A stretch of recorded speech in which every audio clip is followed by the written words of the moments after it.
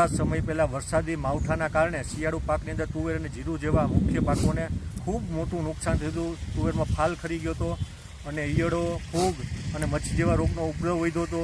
જીરું પણ 50% નાશ પામ્યું હતું.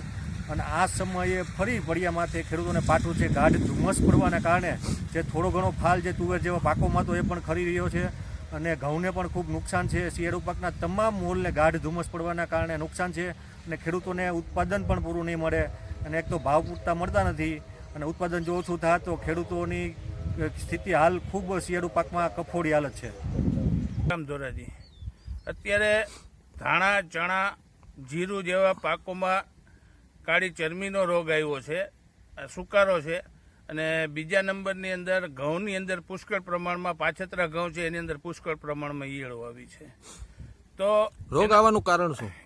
વાતાવરણ અનુકૂળ નથી. અત્યારે 2 દી ધુમ્મસવાળું વાતાવરણ હોય, રાત્રિની ઠંડી પડે, દિવસની ગરમી વધારે પડે છે. 31 સુધીનું ટેમ્પરેચર પૂગી જાય છે. આ વાતાવરણ થોડોક ભાગ ભજવે છે એનું.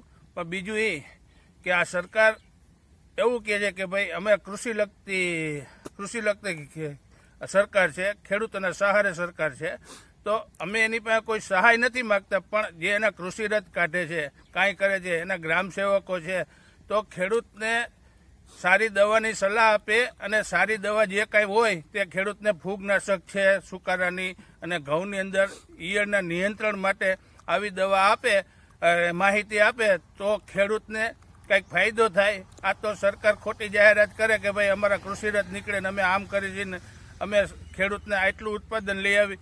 ખેડૂત ઉત્પાદન લઈ આવતો નથી, ખેડૂત દિવસે ને દિવસે પાછો પડતો જાય છે. શું કહેશો, વાતાવરણની કેવી અસર વર્તાય છે? વાતાવરણની પૂરી અસર એમાં જો આ કમોસમી વરસાદની વાત કરે છે, જો થોડો ઘણો વરસાદ આવશે તો ઘઉંના પાકને તો મોટામાં મોટી નુકસાની થાય. કારણ કે અત્યારે બધા ઘઉં નિંગલ ઉપર છે